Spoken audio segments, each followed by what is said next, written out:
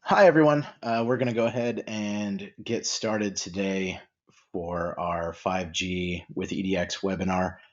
Thank you, everyone, for joining. My name is Rory Fox. I'm an account director here at EDX Wireless, and we'll be working with my colleague Brian Jones, who will be presenting some information here on 5G and also some of the tool sets within our 5G module. Our 5G module has been coming along as we do our traditionally monthly releases, and we have a lot of new features that are rolling out and continue to roll out in that regard. So today, Brian's going to talk a little bit about 5G and a little bit about those tools within our EDX 5G module. And just a reminder, if anyone has questions on anything throughout the webinar, please feel free in your webinar panel. There is a questions tab that you can submit questions in, and we'll leave a few minutes at the end to go over any questions and answer them as they come up. So without further ado, I'm going to pass it over to Brian, who is going to take over. Hey, thanks a lot, Rory, and thank you everybody for joining today. Rory, can you see my screen okay? Absolutely. Great, great. So what I'd like to do today is talk through sort of the main use cases that have been identified for 5G and talk about the diversity of different opportunities that implies, and then look at a few items in the software, new features and approaches that you can use to try and win some of that business. And I am going to jump back and forth between my slides and the actual SignalPro software so that any of you who are already experienced SignalPro users, hopefully I'll still show you a few things that might be new information in the latest release here. So let's start by talking just a bit about sort of what 5G is and what the use cases are going to look like. So sort of highest level view, the main capabilities that we're going to get from 5G are what you see here. We've got the capability to do extremely low latency connections. And so that implies lots of use cases like autonomous self-driving cars, mobile edge communications or mobile edge computing, any communications project that needs instantaneous or nearly instantaneous real-time communications are going to be enabled by 5G. And then also we've got extremely high connection densities. Up to 1 million devices per square kilometer will be able to connect. And this is going to support not only the mobile users on our traditional tier 1 cellular carriers, but also all kinds of other applications such as smart cities, Internet of Things applications, anywhere where you might have a huge number of devices. And in particular, a lot of those use cases are focused a lot more on fixed devices rather than mobile. Both use cases are present there as well. And then, of course, the one everyone knows about is really high data rates. With 5G, we'll have access to higher frequency bands, higher channel bandwidths, and higher data rates than anything that was available especially for mobility before.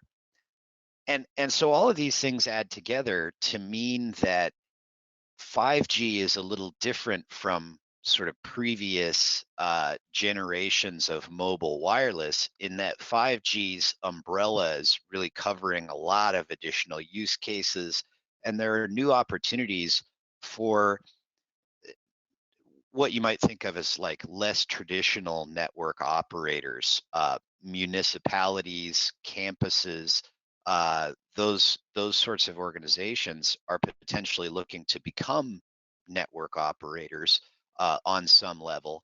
And so that also implies a lot of opportunities for consultants, systems integrators, equipment vendors, to look at new customers and new areas where they can go after opportunities. So let's drill down into those use cases and sort of some of the alphabet soup a little bit. Um, these are the use cases as defined by the IMT 2020. There are these three acronyms that you see tossed around, and I'd like to define those so that we have kind of an acronym to throw out for various different use cases to kind of think about the main requirement. Um, and this is really what these use cases are about, are to focus on the main requirement of that technology, that use case. So enhanced mobile broadband is probably what everyone thinks of when they think of 5G. It means faster data rates, both in the city and at the football stadium and out in the rural areas. There are a lot of opportunities to go after with improving broadband coverage in rural markets, both in the United States and elsewhere. Um, and the EMBB use case is sort of that catch-all use case that says we're looking to expand capacity, throughput, and reduce latency. The next sort of acronym, URLLC, this is specifically looking at things like self-driving cars, mobile edge computing, uh, utility automation, such as distribution automation or other industrial processes, remote healthcare, remote surgery, that sort of thing. All of those demand nearly instantaneous streaming of data, and that's the use case that this URLLC is particularly singling out, are ultra reliable, low latency type of use cases, of which there are a bunch. And then finally, we've got massive machine type communications. And in this use case, of course, it needs some capacity and all of those kind of things. But MMTC is really about enabling the connection of massive numbers of devices. Um, and many of those devices can be sort of latency neutral. You may have some URLLC devices on the same network with uh, MMTC devices. They're not necessarily mutually exclusive, but MMTC specifically is targeting those use cases where you may have hundreds of thousands or millions of uh, devices connected up on the network. And that supports use cases like smart utility metering, traffic lights and street lights, all kinds of those massive machine type applications. And there are plenty of those applications that are extremely relevant in industrial applications, or tracking devices in a storage yard, cargo freight yard, that sort of thing. There are a lot of use cases that are being looked at there. And so again, these three acronyms are not necessarily mutually exclusive, but they're the three particular use cases that were identified as being critical for 5G. So now let's talk a little bit about what that means within EDX planning tools.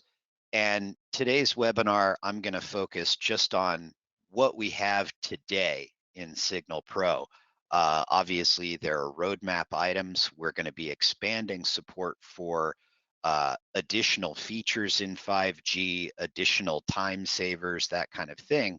But what we have today is fully capable of supporting all of those three use cases and also all three of the frequency bands that are covered by 5G. And so let's take a look at those real quick. So the low band from 410 megahertz to 1 gigahertz, you might think of as sort of typical mobile frequencies or cellular frequency bands. And performance is going to be improved in those bands, but the planning strategies to plan an effective network are going to be much the same as for other low band technologies. You can see I've singled out here, planning for low band systems is typically done with standard terrain and 2D clutter data. So in other words, we've just got bare earth elevations and then a clutter data set that can be somewhat generalized to describe the difference between urban, forested, open, etc., as far as land use. And this is because the low band has really good non-line of sight performance, and there's not a huge return on investment to purchasing extremely high resolution data and doing very, very detailed planning when you're down in these lower frequency bands. The mid band, though, is getting a lot of attention because there are a lot of really relevant, attractive use cases in the mid band. And the reason for that is that it provides better data rates and at least reasonable non-line of sight coverage, kind of depending on where you are in that band.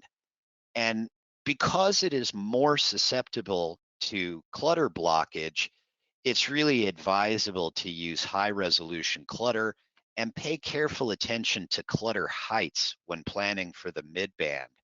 And here's where I'm actually going to jump to the SignalPro software for just a moment here. I'd like to show a couple projects, and we'll come back to this as well. We're going to come back to this project in a moment, but I'm going to jump to this Kennewick 2-meter example here. So EDX SignalPro software is an open software platform. We allow you to bring in terrain and clutter data from other vendors. You're not necessarily stuck with the terrain and clutter that we have on offer. However, with that said, we can provide terrain and clutter data at the appropriate level of granularity and detail for the frequency band and the use case that you're looking at in the software. And that can mean a lot of different things, all the way down to extremely granular data, like what I've got here. What we're looking at is the clutter heights overlaid on top of the Bing map layer. So there's some terrain elevation, some terrain variation here that we can see. And I've got a very high resolution picture of that. But then in this example project, I've also got my land use land cover categories, such as you see down in the surface or in the status bar at the bottom here. I've got categories for streets, actual houses, the lawns around the houses, that kind of thing. But more importantly, if I go and switch on this clutter height layer, this data set has been created with a second grid of the measured clutter heights at every 2-meter grid point across the area. And so this color map you see here corresponds to the height of the clutter. And so if there's an actual building there, it will show the actual height of that building. And in these cases here, where you see it jumping up to the reds and purples, these are areas where there's mature foliage. These are stands of trees that if we were looking at a mid-band or a high-band type of a project, it would be very important to know, for example, where these stands of tall trees are, because any blockage to a high-band millimeter wave signal is going to completely block connection. And in the mid-band, we'll get a tremendous amount of loss from diffracting over the top of a lot of clutter, or even trying to penetrate through just a short distance of clutter. Depending on the frequency, you can lose a lot of signal there. So when addressing the mid-band or the high-band use cases, it can be preferable to jump up to a much better data set that includes clutter heights. And EDX has a lot of new offerings in that area this year. Our Cirrus Geodata subscription, I'll go ahead and jump back to my other project to show you that Cirrus data.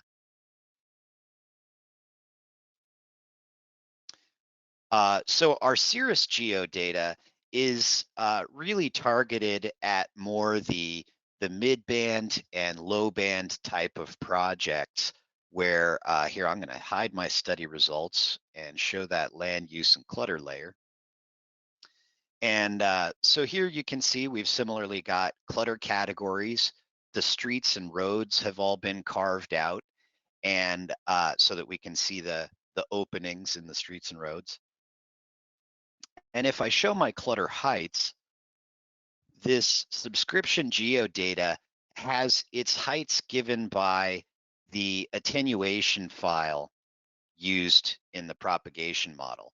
So in other words, my category 4, developed medium intensity, the software is going to assume that that's 6 meters in height, anywhere that it finds that category. And for a mid-band case, it's going to be important to come in and adjust these height values to get the best fit for your market area. Um, the great thing about that Cirrus subscription geodata is that this is available, this high resolution hybrid data is available nationwide, and in a bunch of international markets as well, so that you have on-demand data available to be able to respond quickly to any opportunity that might come up with a good high resolution coverage map that's going to be fairly reliable. And then where you might switch to uh, the data with additional clutter heights, we've got a lot of new products available this year as well, with clutter heights at a 10-meter resolution, or even clutter heights down at a 2-meter or 1-meter resolution. And in those cases, oh, sorry, wrong tab here. Those 2-meter or 1-meter data sets are probably most appropriate to the high band or millimeter wave cases. And this is really going to be the use case where we're looking at extremely high data rates and fairly short propagation distances. And because millimeter wave can be really completely blocked by any clutter, having that additional granularity in the clutter data, and especially measured clutter height values, can be quite critical. It's worth mentioning at this point also that SignalPro includes support for 3D polygon building data, as well as the clutter data and clutter height data, so that if you have that data available for planning, like for example, municipalities may already have a building database, we should be able to help bring that into the software and help you leverage that.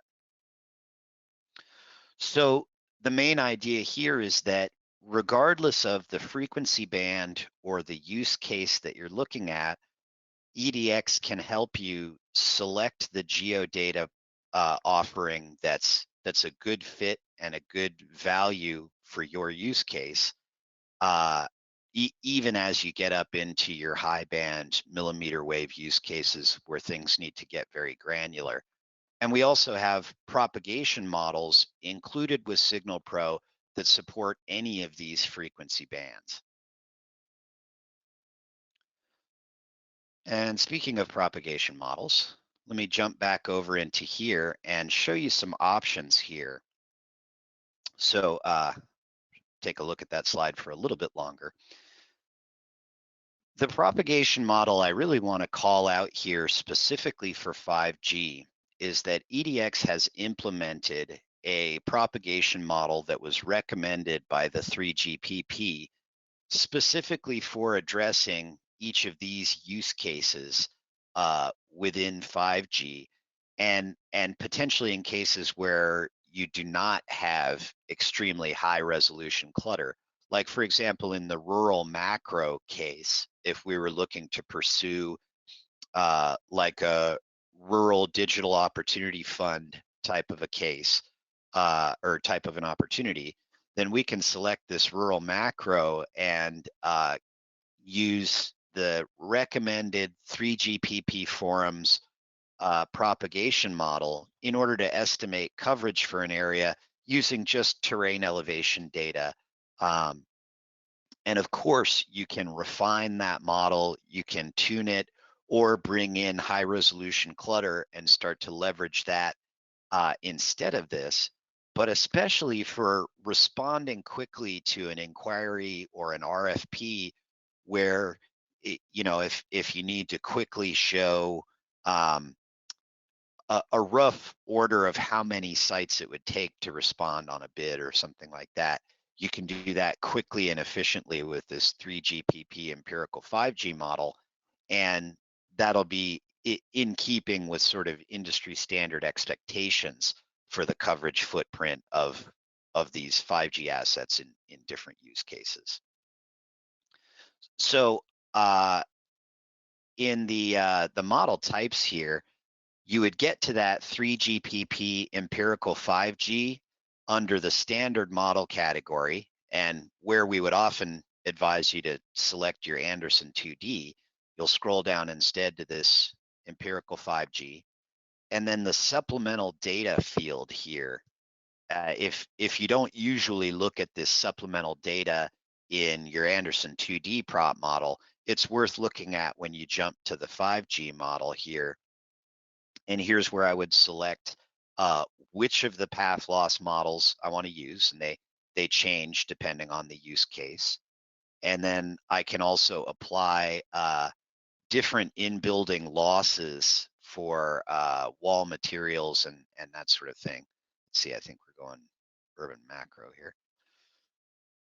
And this little preview here, this allows you to just show sort of typical propagation distances given a base station height, user terminal height, and frequency, just to show you, it'll modify this table so that you can see approximately what kind of loss you'll be getting at different distances.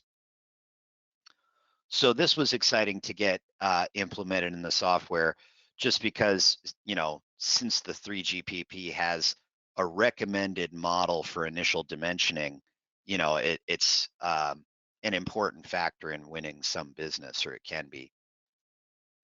If you do have that high resolution clutter and clutter height data, our traditional models are going to do a better job of taking advantage and leveraging that really granular data. If I go back to selecting the Anderson 2D like I normally would, then for a low band, or potentially if we're on the lower end of the mid band, then I might want to leverage that high resolution clutter data using the add clutter pass through loss in order to treat that clutter as a lossy screen, where it doesn't necessarily block the signal entirely, but it's going to accrue some loss for going through it.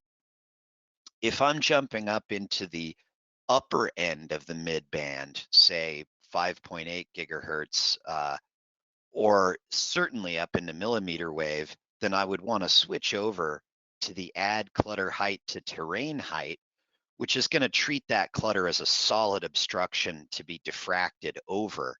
And then this exclusion distance is basically the free space setback that you assume around the antenna. And certainly for millimeter wave applications, this would be an appropriate way to leverage that clutter data. And as long as we're talking about millimeter wave, it's possible that you might want to do ray tracing, either for mid-band or high-band cases. And EDX includes both 2D and 3D ray tracing. And in the current release of the software, we already have our new fast 2D ray tracer, which this model would be really well suited to, for example, urban street canyon modeling, where you want to look at coverage at street level and you've got polygon building data. So you want to look at potentially waveguide effects going down the street of the, between the buildings, or you want to look at how the shadowing is just around the corner from the buildings. This 2D ray model is much, much faster than the 2D ray tracing model that we've had in the software for years and years now. EDX has done ray tracing literally for decades, and this new 2D ray model is just a greatly optimized, faster version of essentially the same approach. I said I wasn't going to talk about roadmap items, but on the roadmap for the future is the same improvement for 3D ray tracing, where we're working to greatly improve the speed of that ray tracing model as well. Another thing worth pointing out here, while we're talking about the high band use case, is that when you're looking at high band or millimeter wave, atmospheric absorption does become a factor, and EDX has already supported that for quite a long time as well. And these are well-proven models for estimating atmospheric absorption in different climate conditions.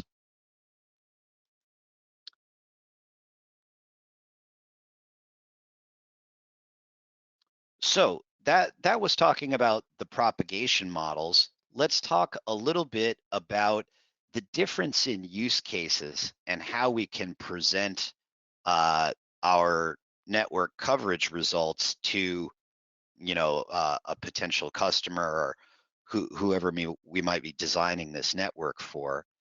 And I've got a couple examples here. On the left, I'm showing a typical area coverage study, often called a heat map.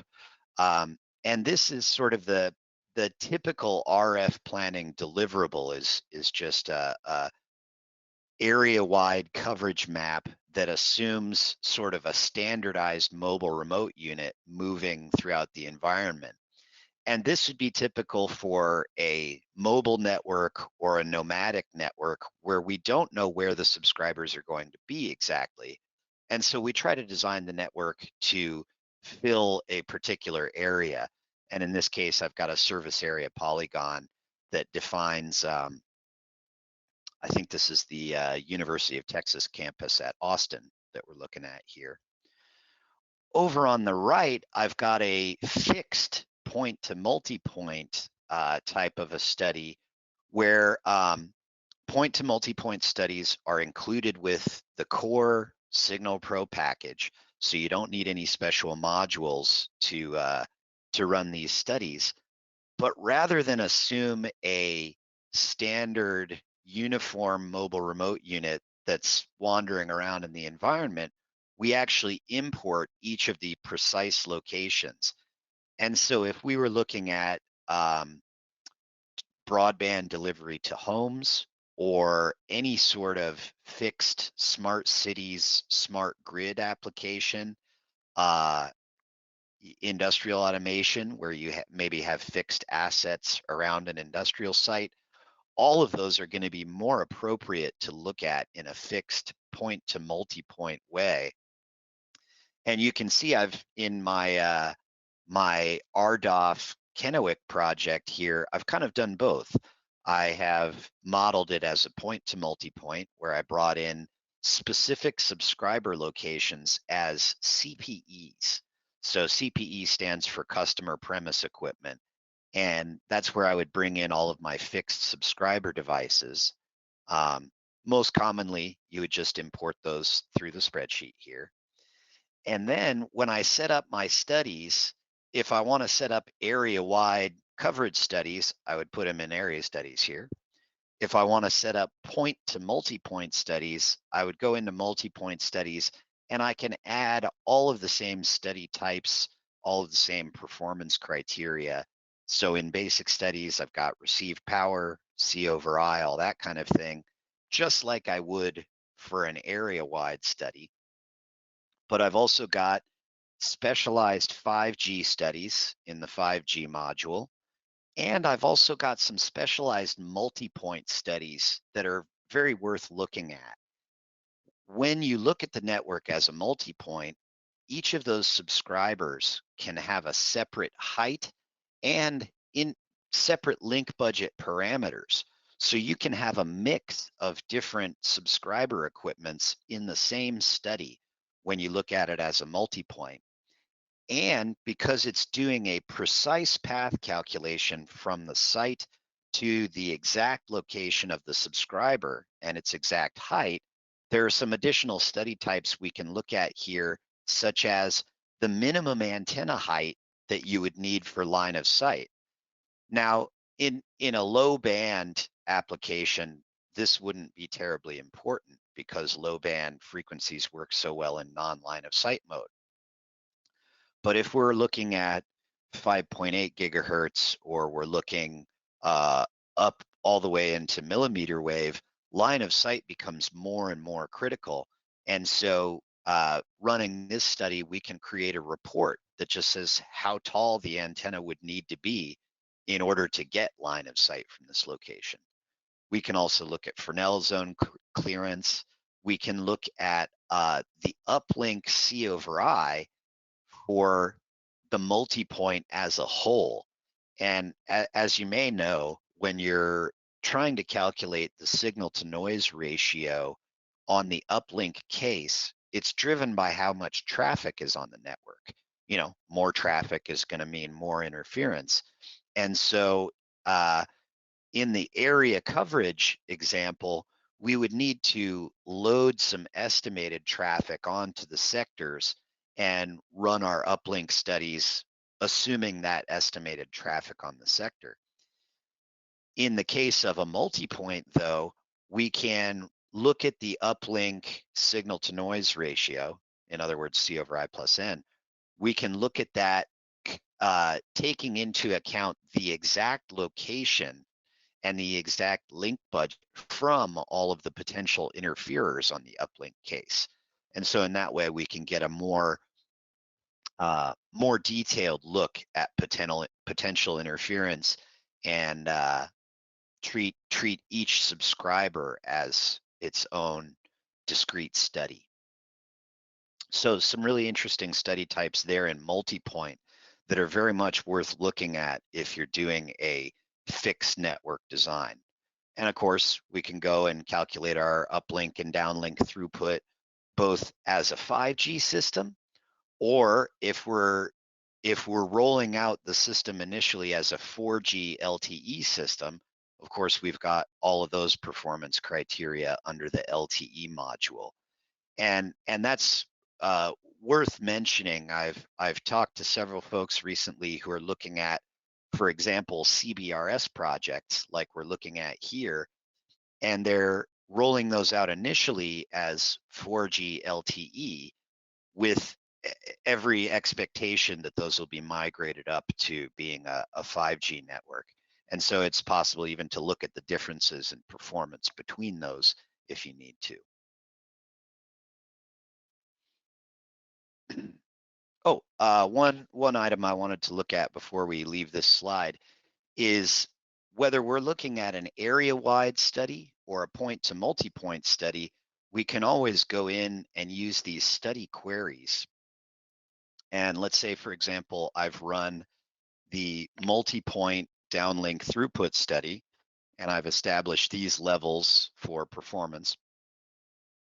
I can run this query and see for each subscriber its calculated study result, as well as the distance, azimuth, and elevation back to the server.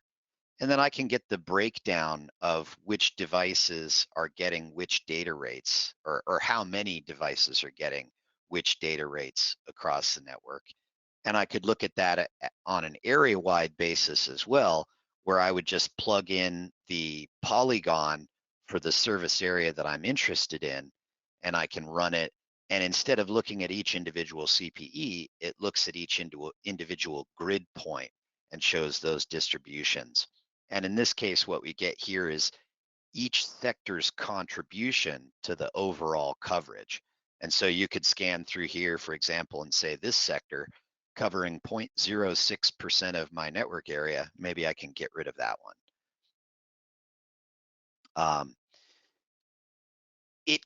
Let's talk about the MMTC use case, where maybe the number of subscribers that I have is upwards of hundreds of thousands or upwards of millions of points. and it becomes inefficient to model each one as a fixed subscriber location and then run the studies and export all those detailed results. The other way that we can do that is to run an area-wide coverage study. So say only show this layer here, and then with the mass point query, so the area study queries by point, this will allow me to import a list of CSV, either a CSV list of latitude, longitude locations, or I can look at a tower layer or a CPE group and very, very quickly get an export of exactly what those study results are going to be at each of those points. But it's basing this off of the area coverage study, so it can do it very, very fast, even for a large number of points. And we have users right now that will use this in order to report a signal level or a data rate for hundreds of thousands of device locations all at the same time. And again, if we're talking about any kind of smart cities or massive machine type connection project, that's very likely going to be one of the deliverables on the project.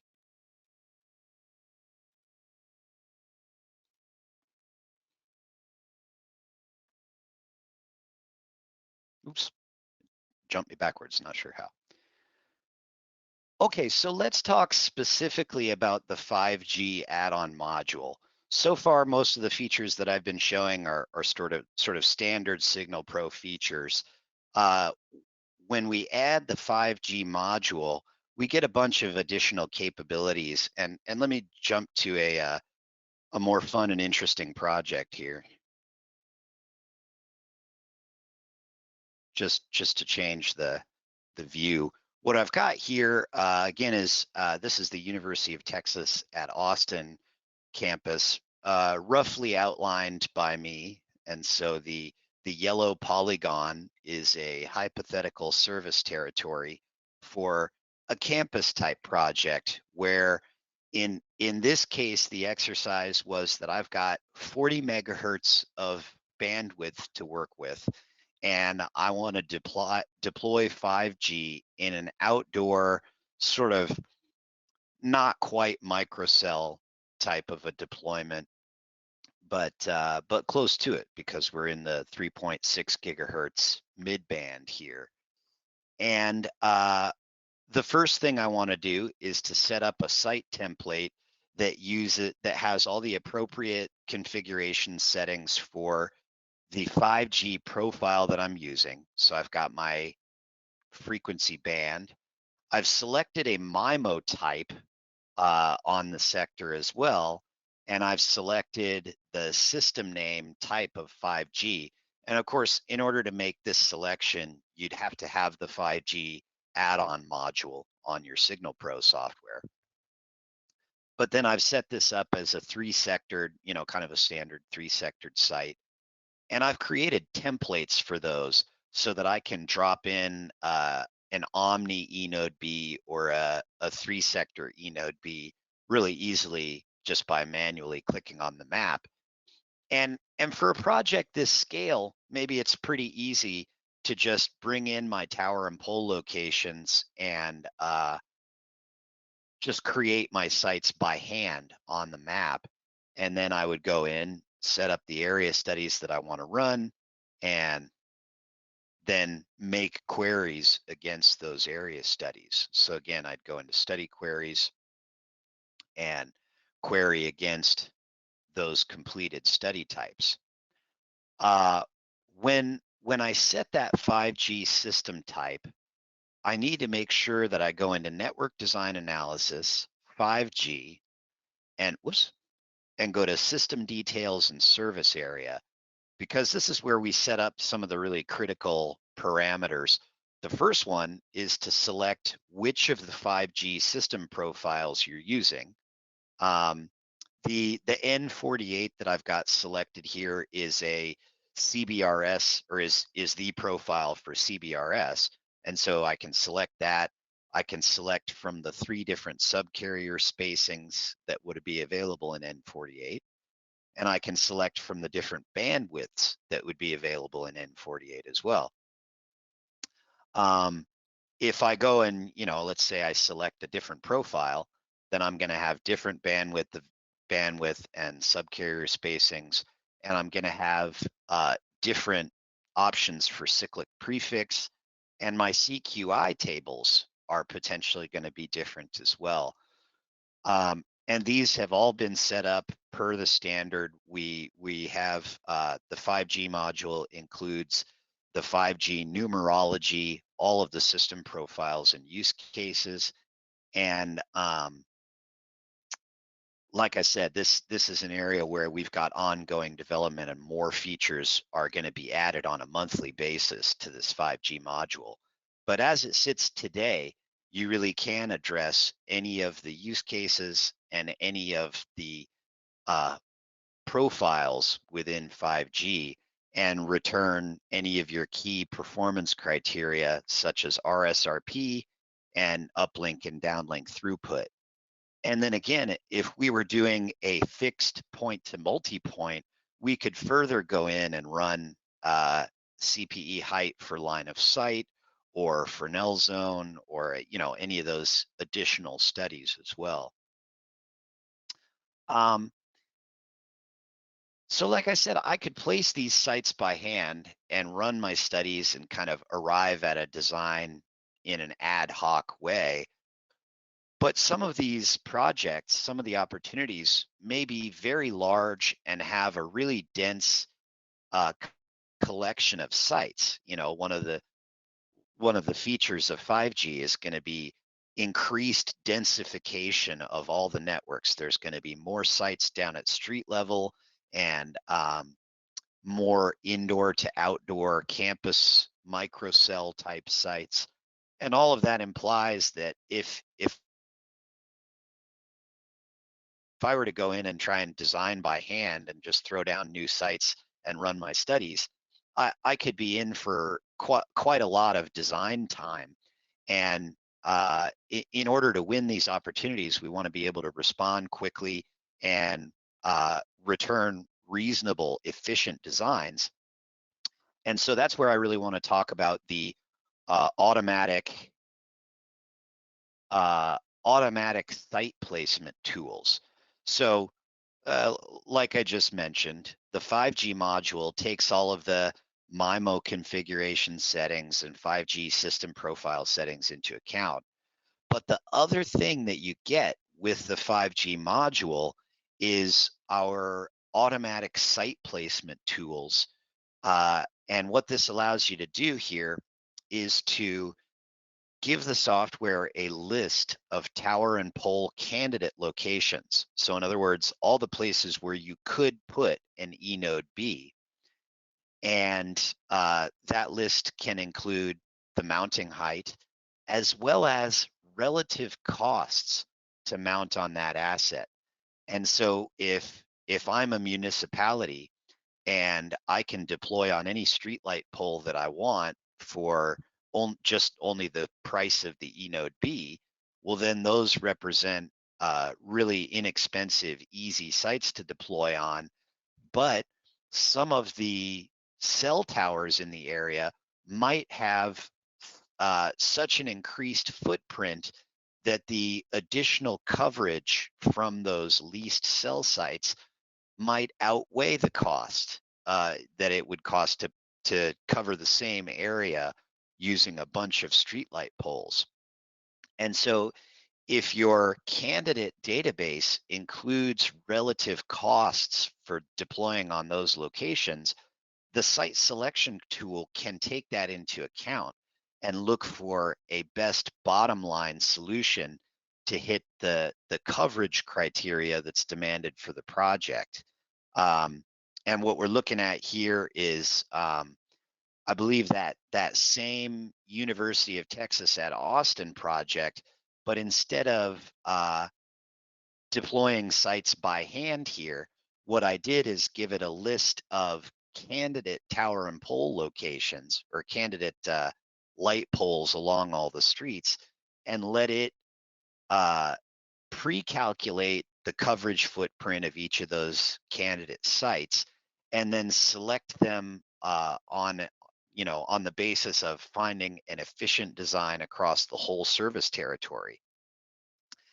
And it's also worth mentioning that you can do this on an area-wide basis, or if you have a list of fixed subscribers you need to reach, it can do this automatic site selection for a multi-point network, which sometimes can give much more efficient site placement results if we're just only looking to serve those fixed subscriber locations.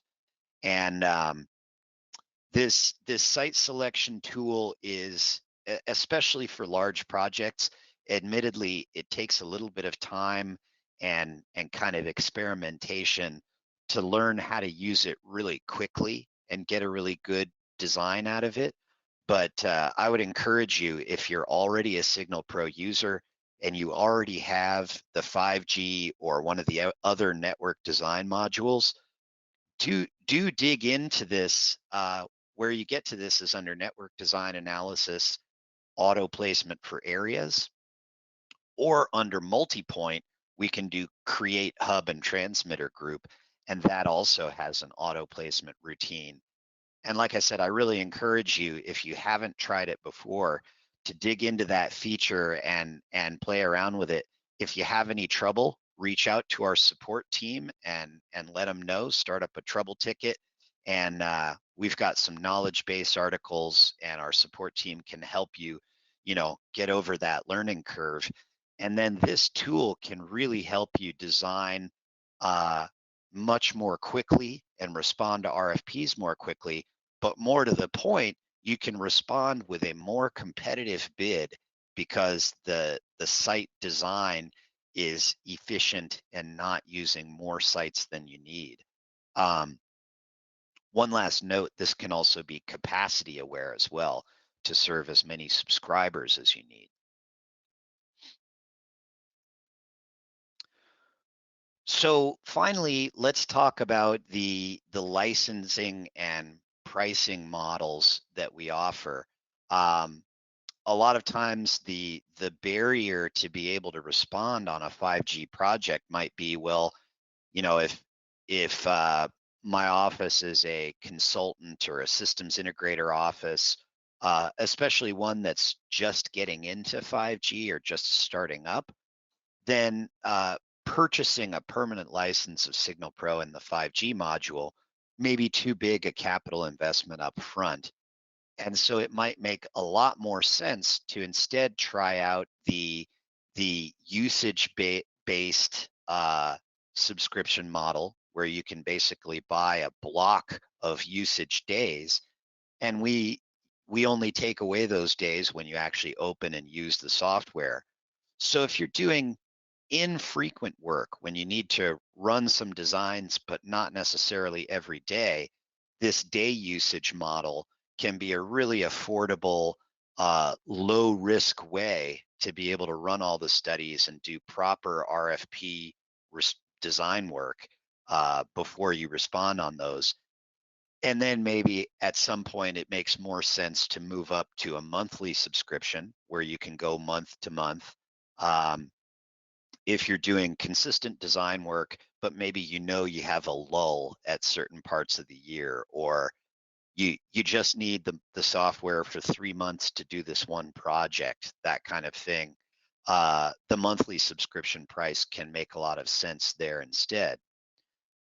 If you're already a SignalPro owner, if you've got so many permanent licenses of the software, then you're already able to use hybrid licensing, which is where, let's say my company has one license of SignalPro and I use it on a regular basis, but then we win some bid and now we have to go in and do a bunch of detailed design work.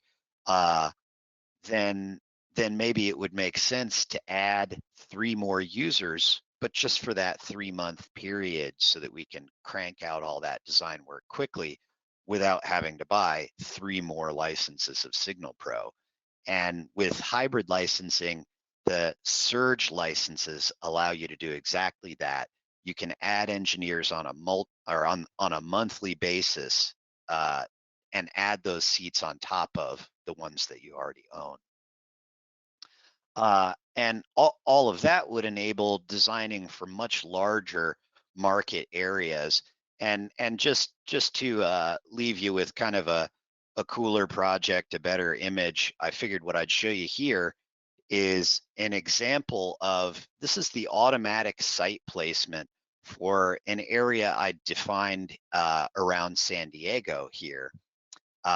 And the I gave it something like 3 or 4 thousand candidate tower and pole locations, and asked it to look for 95% downlink coverage within this polygon area.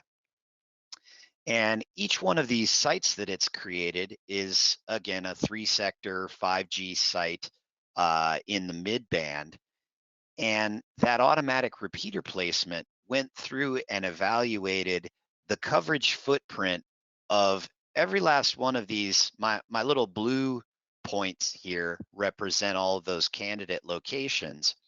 And the software went through and evaluated each of those candidate locations and selected tower sites to best cover the entire service territory. And all in all, that gave me just over 1,000 sectors. And so if I were to design or do the site selection for, I think it was 350 some individual sites that amount to 1,000 sectors, this this designed out in an ad hoc way could potentially have taken me, a week or more. Even an experienced designer might take quite a long time in designing this out. But to get it to the stage that I have here, I basically set up the project, fed in my tower and pole candidates list, went into auto placement for areas and set that up and click go. And then I went and had lunch. And when I came back, it had created all of these sites for me.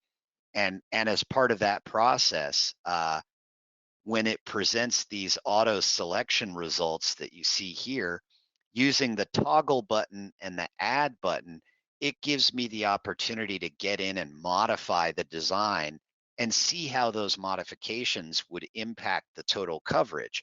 So if I decide, oh, one of these sites I don't really like, I want to see what the coverage would be without it, I can toggle that off, and maybe my 95% coverage just falls to 94.7, but I'm okay with that. I can leave that off in the completed design.